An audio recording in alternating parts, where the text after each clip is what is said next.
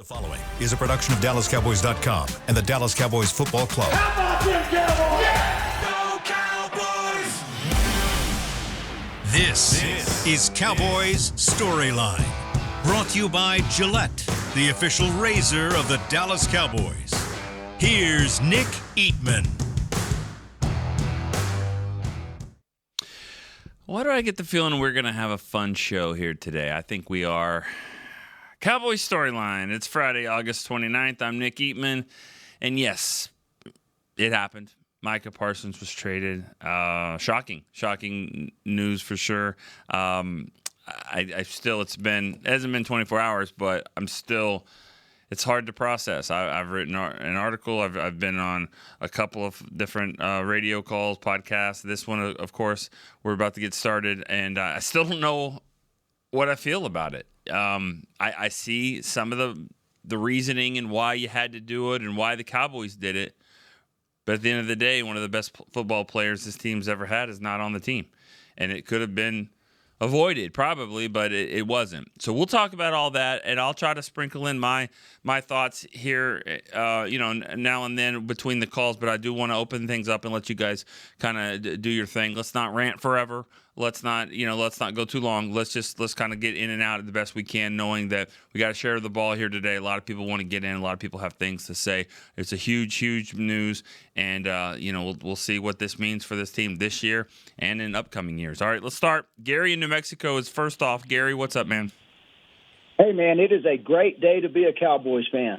I haven't been this excited since Jerry bought the team in 1989. What I saw from Jerry Jones last night was the closest thing I've seen to what I saw as a junior in high school when he bought the Cowboys. I think he got tired of all the BS. He's tired of paying money to players that don't want to be there. I love Micah Parsons. He's a great talent. But the bottom line is this. He's an undersized defensive end. He's worn down at the end of each of his first three seasons. Last year, he missed significant time with an injury. That's a trend. He doesn't want to be there in the offseason. They have one playoff win with him over the last 4 years. We had that without him. This was a good move. If we're going to get back to where we want to be, it's going to take a bold move. It was bold to move off of Landry and bring in Jimmy. It was bold to trade Herschel Walker, and Jerry got trashed for both of those, and he's getting trashed for this one. But I firmly believe, and I disagree, I think they're better now. I really do. And I think when this is all said and done, Jerry Jones is going to get the last laugh. I am all in with Jerry on this move, and I am as fired up for a season as I have ever been. Thank you for taking my call. All right, Gary, appreciate that. All right, that's how we get it started. I don't know if you're gonna share, if everyone on here is gonna share those thoughts, but that's fine. That you don't have to do that. That's one way of looking at it. And all I'm saying is when I say better today, tomorrow, whatever, I just feel like, it's the game's played right off the edge, and to lose an edge rusher like that and gain a run-stopping defensive tackle, where's the pass rush going to come from? These other guys are solid. They're pretty good. They were pretty good with Micah as the number one guy. Let's see. We're about to find out. I mean, if they feel like they've got something else in Ezraku and some of these other guys. But I see your point from the long term. And yeah, Jerry didn't hold back, really. He never does, but he didn't hold back, of course, yesterday. All right, Chuck D., Bridge City, Texas is next. Chuck. Nick, what's up, bud? How are you doing? I'm good. I just wanted to chime in on this Micah stuff like everybody else is, I'm sure. With Micah, I felt the talent was there. He came off as he's kind of full of himself. He always thought he was the fastest, could play running back.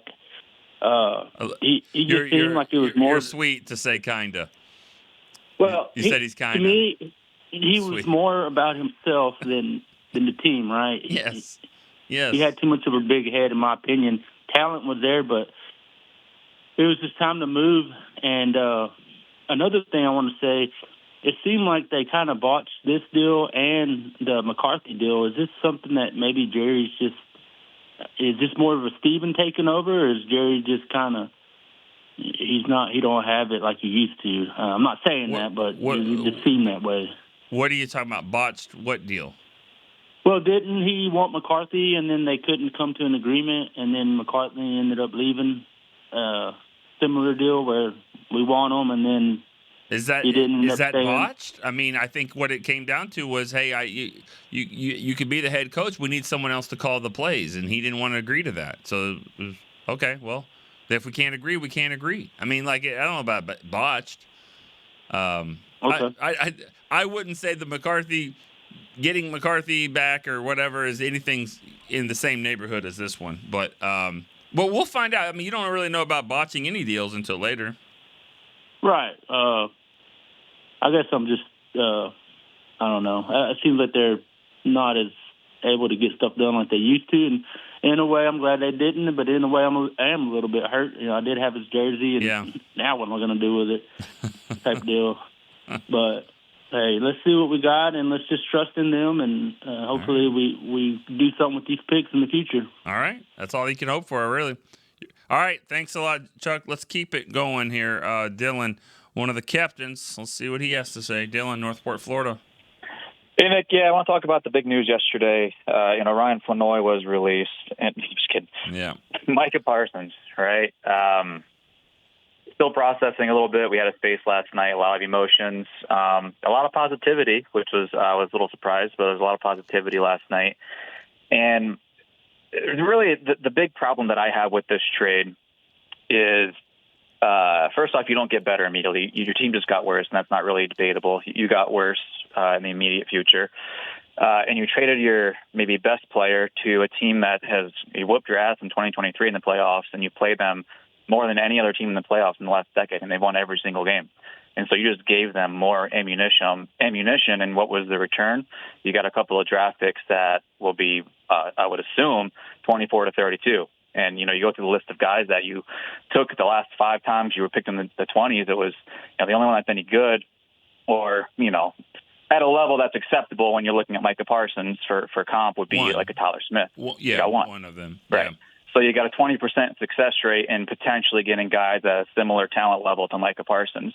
I don't like those odds. And so are they going to – there's a lot of variables. Are they going to package it and move up? Are they going to trade for another player? There's a lot to see. They also open up some cap space so that maybe they can play in free agency. They haven't historically, but that opens up a lot of space. Maybe they can extend Pickens. There's a lot of variables to consider in this. But when you look at who they traded it to and the potential return on that from that team, you also got a DT who may be on the back half of his career. Yeah. He was hurt last year. So I don't love it. I thought they could have got more back.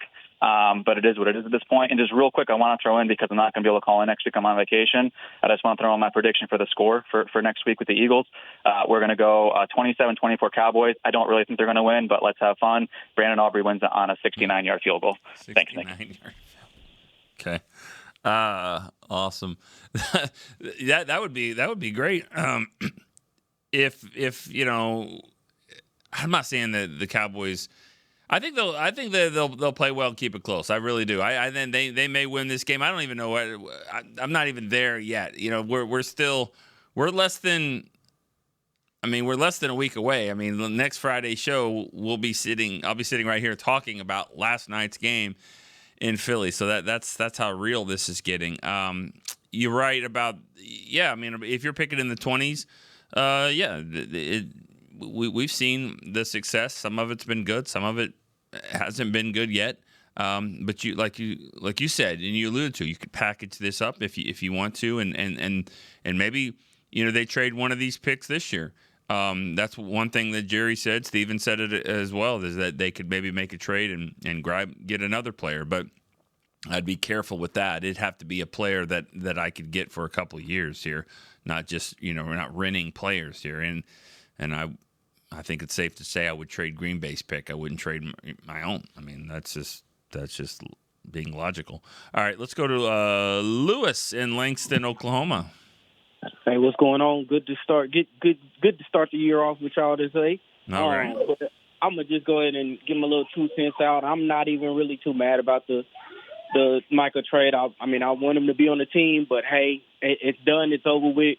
So, and I was listening to you earlier. Maybe we package one of these up and bring in another body or something like that.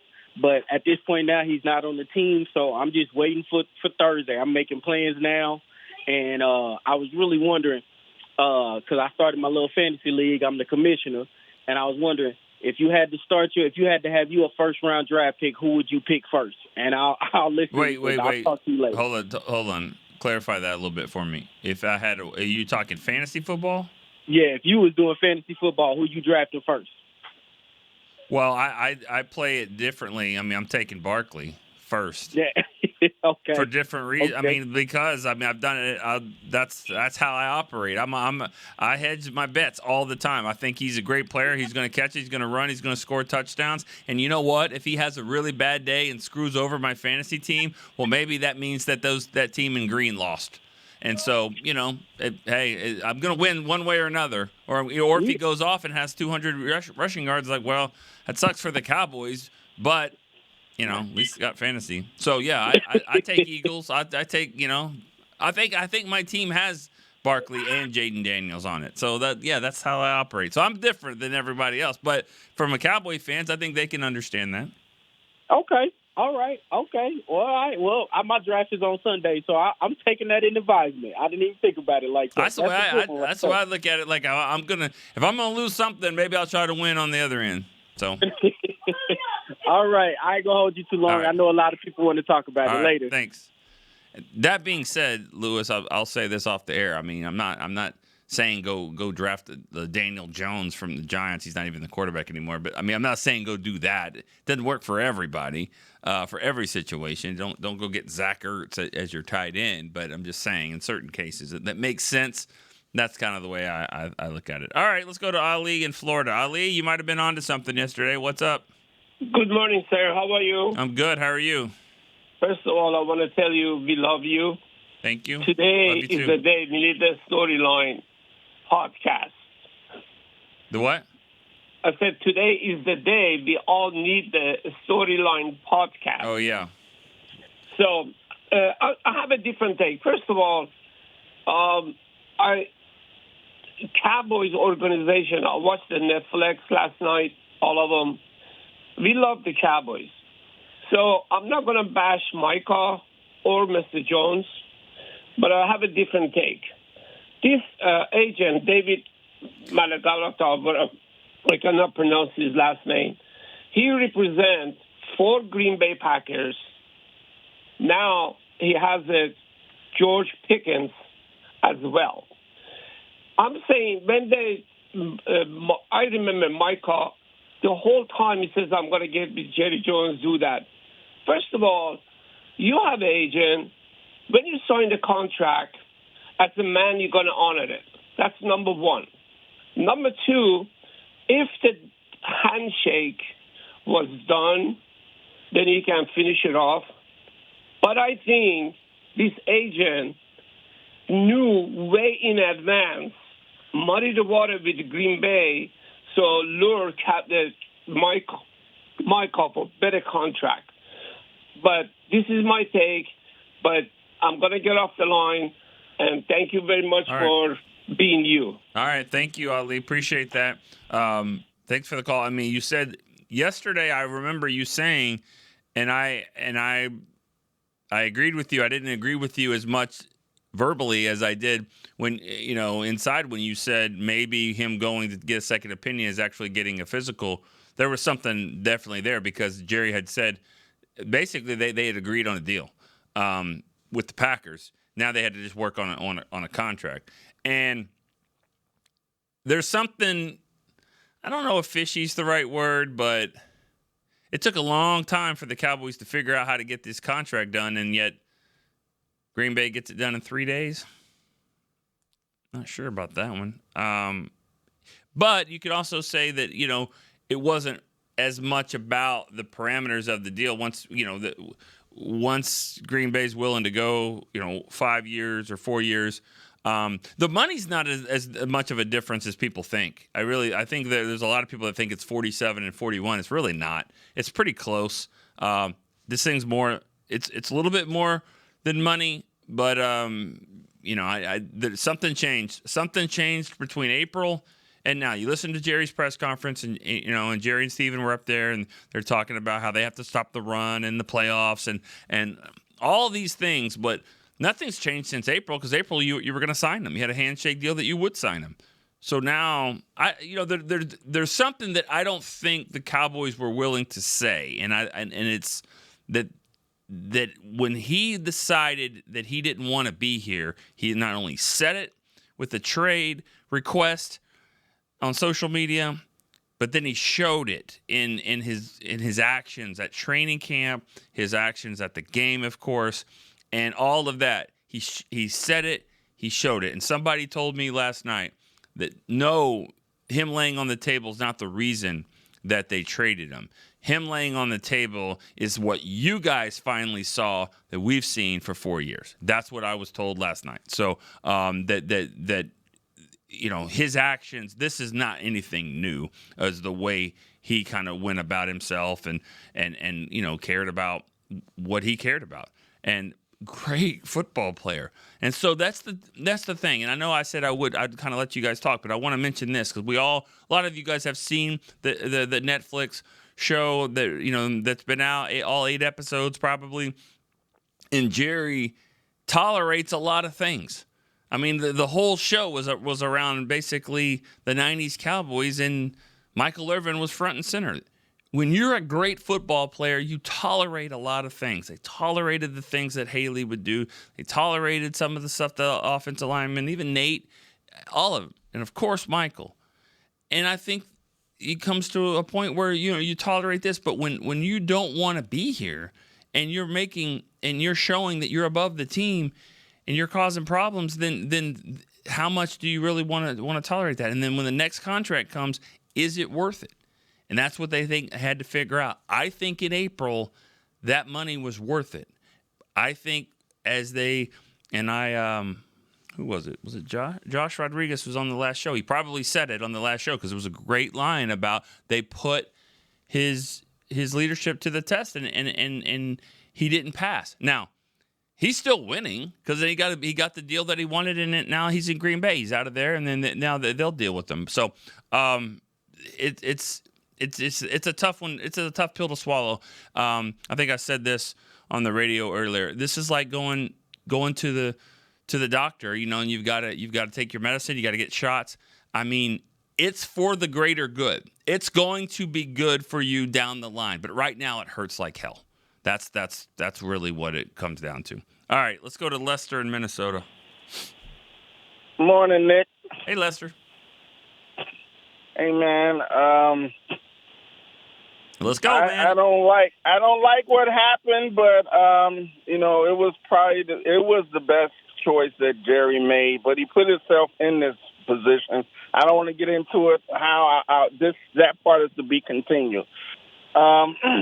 Are you saying by not signing him earlier, is that kind of what you're alluding to? Oh yeah, but I got a lot to say about that. So let's not do that. Right. We'll do that. We'll do that next week. Okay. But until we get a offensive and defensive line at the same time, this is what we got, and we've improved for the long term.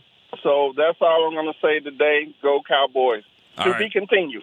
All right, Lester, I appreciate that. I know that, and I know a lot of you guys have things to say, and I'm with you. And this is a good example of sharing the ball and being good team players. It's kind of the theme of all this.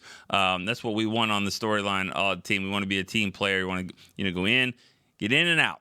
So we're going to keep up with that. Robbie in Cocoa Beach, Florida. Robbie, what's up, Nick? How you doing?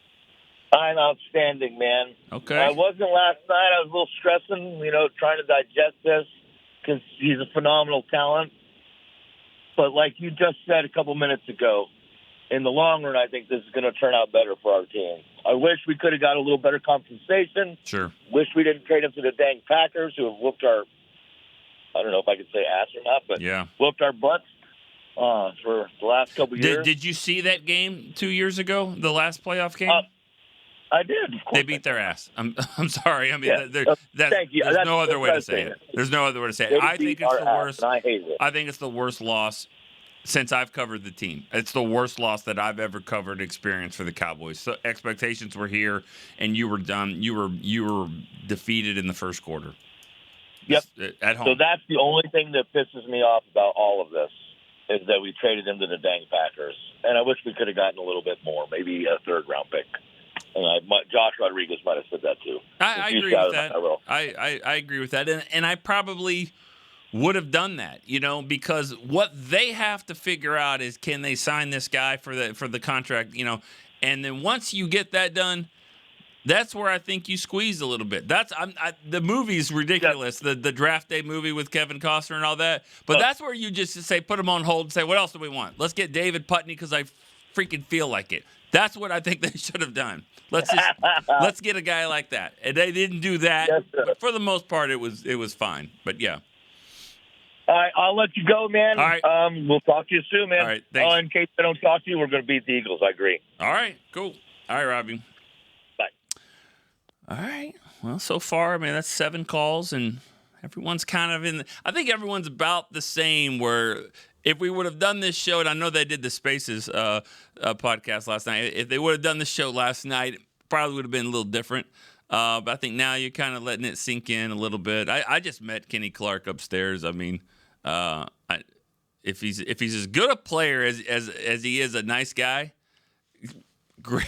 We just got a star.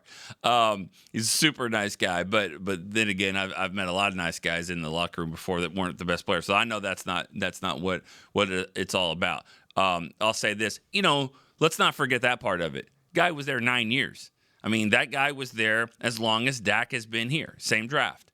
And, he's actually been a little bit longer, like a day or two, because he was a first-round pick. But, just think about that. It's like Tank Lawrence was here for that long. It's a big deal. So for him to leave Green Bay, him and his wife and his kids, they were just ecstatic like crazy. This is a big deal for them. And let's see. I know that he's on the back end of his career. He's still, but those defensive tackles, they take care of their body. They can still play at a high level up into mid-30s, and we've seen it. We've seen it the last few years. We've seen Hankins play like that. We've seen Linval Joseph. This guy's better than both of them. So that could be the case. All right, let's keep it going. Chris in Saratoga Springs, New York. Hey, Nick. How are you? Good. How are you doing? I woke up this morning eating a lot of crow because yesterday I called in. I said there was a 1% chance he's going to get traded before the season. So I had myself some crow this morning for sure. Let me see. Did I write something down on that? Because I was trying to see. There was a call. I think it might have been you where I was like, I don't know about that. It was. It was. But I just. For me personally, you were right. I was hoping you were right. I did not want this to happen. I did not want this to happen. And I think when I started the show a few minutes ago, it might have sounded like I was joyful or anything. Not at all. I hate that they traded Micah Parsons. I hate that it didn't work out. That's what I hate. Not about the trade, all that. I hate that it didn't work out because Jerry wants these kind of players, and Micah is a phenomenal player, and that he can help your team. I was hoping he would get mature enough to kind of, get to that point where he sees it, and it just didn't happen. And it's just sad because it shouldn't have led to this. It shouldn't. This, to me, feels like what the Falcons must think when they lost Deion Sanders. Because Deion was outstanding, and then he's going to be outstanding for 5 to 6 more years somewhere else and probably beating you a few times. That's what this kind of feels like to me. I 100% agree with the comparison with Deion. I just feel awful. Parsons is a generational player. I really didn't think trading him right now we would get the best value. I think if we trade him at the end of the year when we knew what we would get for the picks would be a little bit better. Or even if we traded him before the season, before this year's draft, we probably could have got more for him. So that part I really wish we could have waited. But I do love – if you had to ask me what our weakest point of our team is, it's defensive tackle. And we just – completely upgraded the defensive tackle side of the ball. We could never stop the run. Even with Micah Parsons, we couldn't stop the run. So hopefully the young guys step up. Sam Williams comes back off that ACL injury and has a big year because we need him. And then stopping the run is going to be huge for us. And I really think Clark is going to help us. He immediately upgrades our defensive line position immediately. No doubt and that's where I think we needed the most help for sure. No doubt about that. I agree with everything that you just said. You can acknowledge that. I just think last night the fans didn't want to hear we need to stop the run. I mean, just that's not, and I don't think we even wrote that in our articles. We're like, that's not what this is about, in my opinion. It's, to me, it's the pros and cons when you're doing the list. And so you're like, all right, what are the pros of this? Like, well, we saved some money here and this and that. And, now he's not as disruptive in the locker room. And, our run defense is going to be better too. I mean, but those aren't the ones. I mean, you wouldn't take that. And just go look in the draft. I mean, who gets taken in the top 5? Those pass rushers off the edge, not the ones that eat up a lot of, blocks on the inside. And the guy that did that and did both was Aaron Donald. And, and there were some times last night where I was like, man, are we talking about Aaron Donald here? I mean, just the way that the Kenny Clark stuff was. But you're right about that. He's a big upgrade, and, for defensive tackle, for sure. For sure. And the last thing, do you honestly think the needle with Jerry Jones was the fact about the leadership of Parsons? Because he always pays his players, especially leaders on his team. I've never seen him in my whole entire life of being a Cowboys fan not pay a player like this, and that's a leader, like Dak. He's the highest paid person in the NFL. He's a leader. Like, do you think that was a big aspect of it? He saw his actions, and that was a tipping point, do you think? 1,000%, yes. And Chris, we're going to keep it rolling. I'll finish this point afterwards. Thank you for the call. 1,000% yes. Do I think it's more than football? Because you're right. The proof is out there. This guy was, I'm watching the highlights. It's making me sick, actually, because you see how really, really dominant he is, and from all over the place. And so that's why, and I tweeted this, and fans didn't like it, but that's why it's like it's got to be more than this. There's more than what you know. I'm gonna make this point. Some people in life, they're good at everything. They're good at different things. Okay, the best thing you do, maybe the best thing I do, I don't know, is throw out random Cowboy trivia facts and stuff like that don't really matter or whatever. Chris Beam. Well, I mean, the best thing he does is these podcasts, and he can fix a problem in like 5 seconds. But playing cornhole is probably the best thing that Chris Beam does, from what I've seen. Micah Parsons, the best thing that he does that I see is rush the passer. That's the very best thing that he does.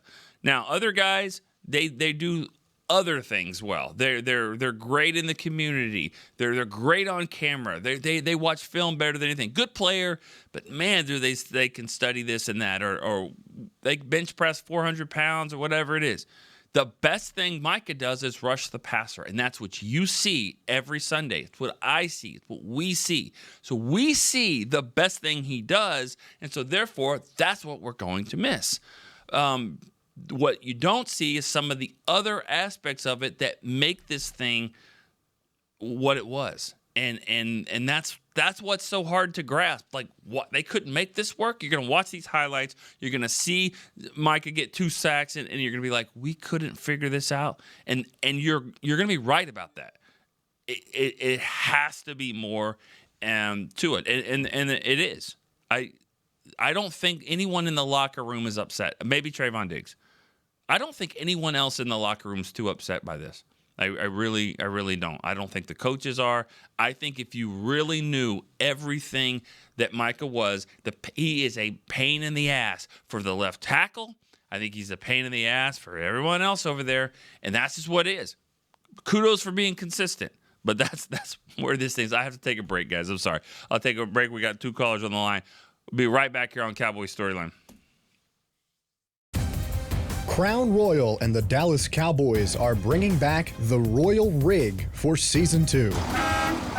See it in action at AT&T Stadium on Thanksgiving Day, where the Dallas Cowboys take on the Kansas City Chiefs, and around Dallas on November 26th and November 28th. Visit crownroyal.com to see where else the Royal Rig is stopping this NFL season. That's crownroyal.com. Please drink responsibly. Cowboys fans, when it comes to navigating the ever-changing world of tax, your business needs a partner it can trust to tackle even your biggest tax challenges. Ryan is the largest firm in the world dedicated exclusively to business taxes. Our team of tax professionals has local expertise in all areas of tax and can help you uncover savings opportunities you didn't know you had. Learn more about how Ryan can improve your overall corporate tax performance by visiting Ryan.com. Ryan, the official tax partner of the Dallas Cowboys. Alltech Lansing has been perfecting sound since 1927, bringing you decades of audio excellence to elevate your Dallas Cowboys tailgate ritual. Equip your next pregame with the Sound Rover 180 with 6 hours of playtime, built-in microphone, multicolor light modes, and a rugged exterior that's built to last. Visit alltechlansing.com/Cowboys15 for 15% off your Sound Rover 180. That's ALTECLANSING.com/Cowboys15 for 15% off. Alltech Lansing, official audio partner of the Dallas Cowboys. Back to Cowboys Storyline.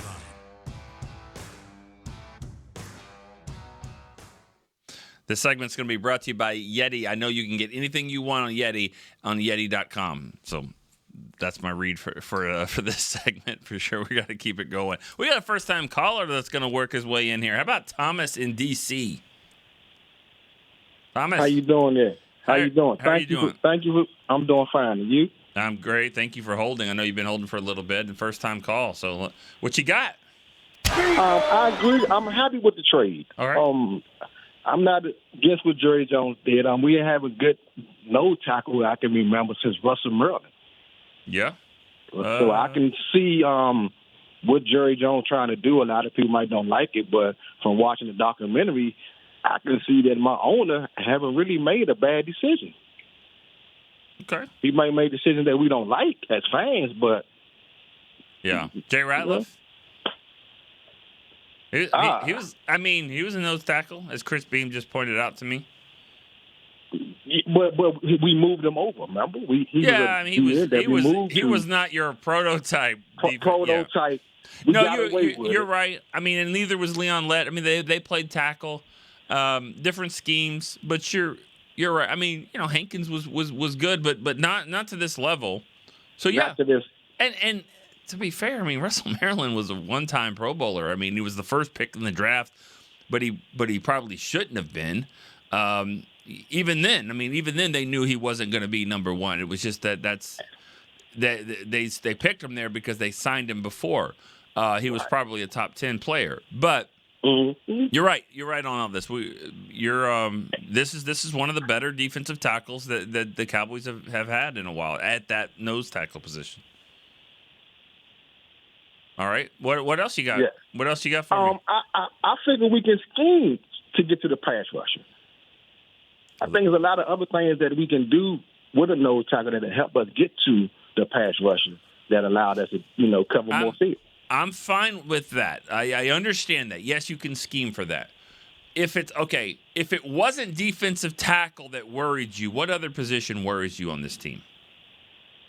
Right now, like this today.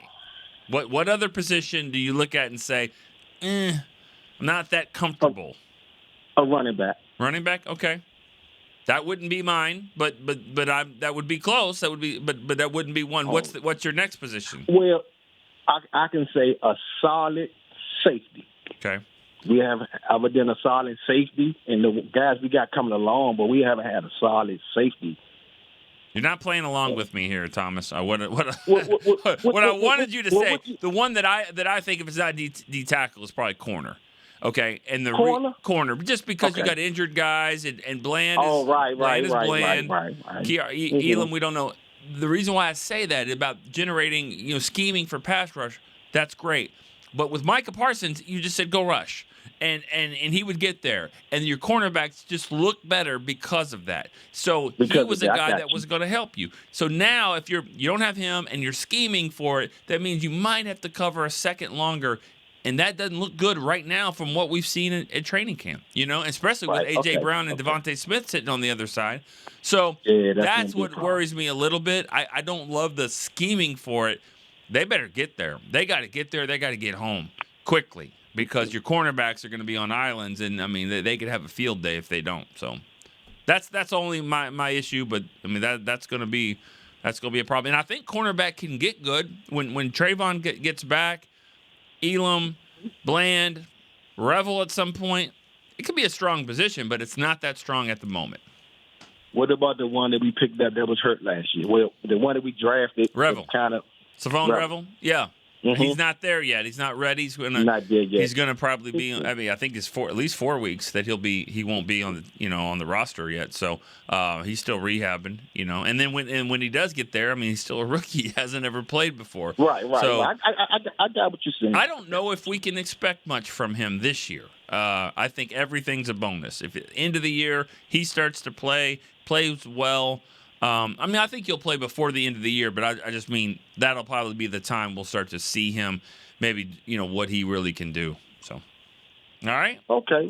Great. I appreciate you. Thank you for answering the call. Hey, we're going to have a great season regardless. Okay, Thomas. I love it. I know, hey, as I say to a lot of fans that are in other areas, New York, the fans in Philly, for you in Washington, D.C., thanks, for doing what you do. I mean, it's not easy. It's not easy being a Cowboy fan in general, just in general for days like this. But it's not easy being a Cowboy fan in other places, especially in Washington, where they've had some success finally for a while. And then when that happens, you have to sit there and kind of listen to that and deal with it and fight with coworkers and friends and all that kind of stuff. So keep doing what you do. Glad you're part of our StoryLine family. Keep calling back. All right, who's next? Michael in Bowling Green. He's part of the family. Michael, what's up? Well, Nick, I've went through all the stages of grief in the past 12 hours. And where are you now? I think I'm in acceptance. Acceptance. I believe because your choices are what? I mean, that's the thing. Well, exactly. I had to phone a friend, 3 different Cowboy fans, and talk it out with different people that I know. And yep. Well, I mean, I look at it okay. $47 million, that's $2 million more than Mahomes makes. I mean, we couldn't do that. Now, Micah he's probably going to bring home the same thing, there in Green Bay that he would bring home in Dallas at $41 million. But, I mean, I had to look at the negatives. Okay, you got the static you get from Micah, the podcast, he kind of wears out near the end of the season. You run at him and, I had to find all the negatives so I can be like, okay, we're going to have 4 number 1 draft picks the next 2 years. He's statistically, Clark is rated as the 3rd best, defensive tackle in the NFL. So, we've got some good defensive, I'm just hoping that it won't be terrible. That's what I want. I don't think it's going to be a bad. Now we can sign, Tyler. We can be able to easily sign, a kicker, Bland. I mean, it'd probably be a lot easier to sign these guys now, with cap space and everything. So I've been spending my initial when I saw it, I was like, oh, this isn't real. There's no what, my initial was oh my gosh, I'm not going to watch football this year. But I had to go through everything, and I'm good now. All right. And I called 100. I was going to call 125 times a day. I got to 123 and I got through. So I just wanted to vent a little bit to you. So I'm glad I was able to get through. And I'm sure this is the single only topic you're going to have today. I would imagine. So. But and I don't think we need anything else. I agree. Yeah. Brian Floyd. And one more thing. Back on the practice squad. What's up? On the Cowboys show on Netflix. When Dion got signed by the Cowboys, they asked Carmen Policy and saying, did you think about trying to match it? He said it would be irresponsible for us to match that offer. Mm-hmm. Same thing. I mean, we can't be in $107 million with Dak and Parsons alone a year. Yeah, that's part of it. That was part of it is what they already had, had here with CD and Dak, and then him. I mean, they could have done the deal, obviously, But it would have hurt. Yeah, it would hurt. But then they're like, all right, is this worth it? That's what they came down to. Is this worth it? All right, Michael, appreciate the call. All right. They had to decide, of all these things, this is going to really chew up our cap space. Is this guy going to be the difference maker? Is this everything that we want for him to be? And, there's some questions on his work ethic and all that kind of stuff. And does he take care of his body? Does he study? And, for the first 4 or 5 years, he was the best athlete. He could just do it. He could just, it didn't even make sense. He didn't even look like a guy that was super strong, but yet he was bull rushing people. I mean, is he going to continue to be that guy? Probably. Like, that's the thing. Probably. It's this. There was just so many factors here. And Micah said, hey, I don't need this. I don't need $40 million. I don't need all these things. He lied. I mean, he did, or something changed. I mean, he said that. I mean, he basically said, I don't have to be that way. I want to be here forever. He didn't. He didn't want to be here forever, or he would have done some of those things. I know Jerry's taken a lot of hits nationally, not so much here, but Jerry offered him a contract of the highest paid defensive player or highest paid non-quarterback in the history of the league. And I don't think people, even on this show, would say he's the best pass rusher in the league. Is he better than Watt? Is he better than Myles Garrett? It's close. It's all right there. It's close. But Jerry offered him as the most, and he wanted him here with 5 years, which would help them because they had a quarterback, because they had a receiver. That's what worked the best for them. And that didn't matter because he's like, hey, help me. I know what you want. Here's what's going to help us. That's what two-way negotiation does, because we've got some offensive players for you, so to get you the lead, so you can go rush the quarterback. But this is what we're going to need in the term. We probably need a 5-year deal, but still, you're going to get your money. You're going to get more guaranteed money, and he didn't want that, and that's the thing. And let's, before we get too far down, Dak was the same way. Now Dak was sticking point on the 5 and 4 year deal, because they are thinking about the next contract, not just that one. And so when you're thinking like that, and it's, that's what you have to do. And that's what you have agents to look out for you, but they certainly did. All right, let's go to Zach in Germany. Nick, what's going on, man? How are you? Oh, good. Figured I'd call in. I want to talk about Isaac Alarcon. I saw he's on the San Fran practice squad. No, I'm just kidding. Go for it. Tuesday when I called in and I asked you about Aaron Donald, I should have asked you about Kenny Clark and 2 first-round picks. But yeah, looks like the world has been set on fire. I think you were making some good points there. I also think, like you said, it takes 2 to tango, man. And the question that I have here is, what are the repercussions down the line of, in particular, Jerry dealing with this agent? Get them to work out, and then obviously, agent got involved, kind of fell apart, and this is a big move. But for the people that are panicking, I mean, Micah was a great player. Nobody's going to knock that, but I would also say we don't know what this is going to lead to.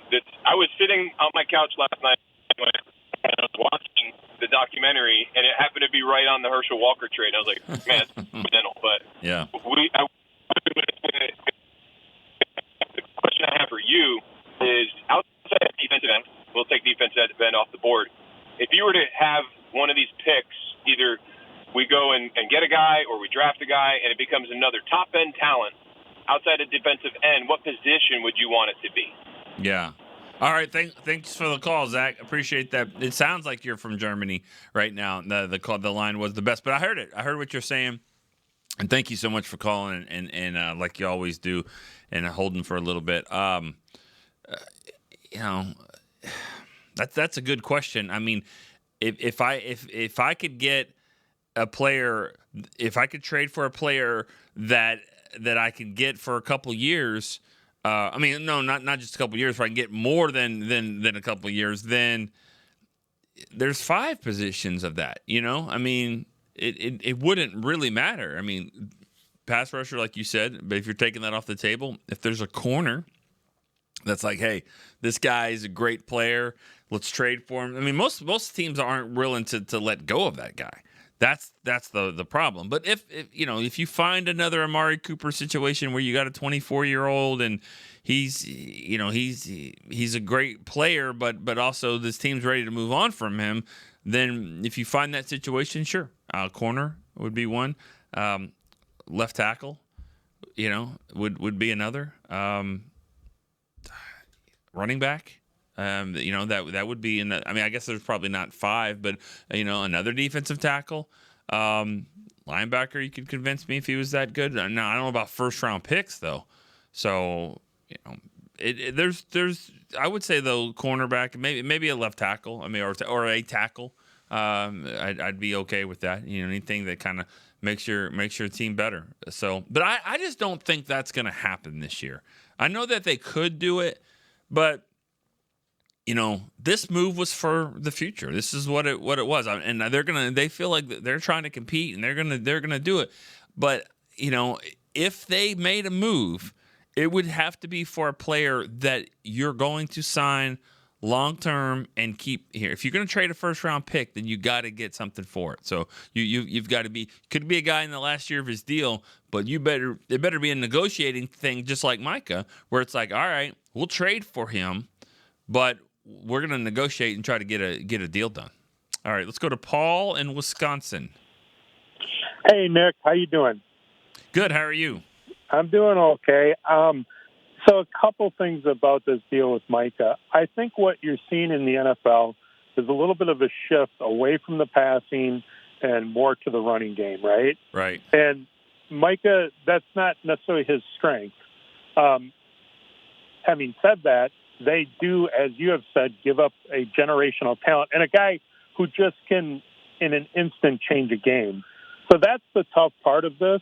But the other part of the NFL, I think, that needs to be really thought about here is the teams that are successful are the teams that stay focused, right? And Micah has, his podcast. He's not afraid to get on social media and talk about, his little spat with D-Law, which I find so ironic now, right? Twins. And that's all distractions. And I think it also has the negative effect of really affecting a locker room, right?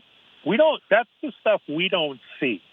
We don't see the inner workings of a locker room. And I think those are the intangibles that I think really will, in the long run, I think hurt Micah more than anybody.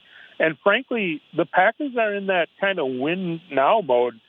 I got to believe after this move, there's a ton of pressure on Jordan Love, no doubt, Gutekunst, to get over the hump, much more than the Cowboys. So this isn't the Herschel Walker thing, but and I wish they would have gotten more. But in the NFL, I think you just can't have all the distractions. And I just don't know where Micah was coming from, Nick. It's like on the one hand, last year he's talking about I can play for less. I remember Jesse Howley saying on Hanging with the Boys, like, no, son, you don't do that. You don't make that public. And he has this weird way of just making these weird statements that kind of blows everybody's mind. And then I think the ultimate disrespect was what he did at the game. I mean, Jerry always pays his players. Even D-Law said that, right? They eventually get paid by right. Jerry. All right. Thank you, Paul. I appreciate it. We are pushed up against it right now. Thank you. And I know you're there in Wisconsin, so you're going to be dealing with that. We're going to take a break real quick, and I'll come back and get one more call.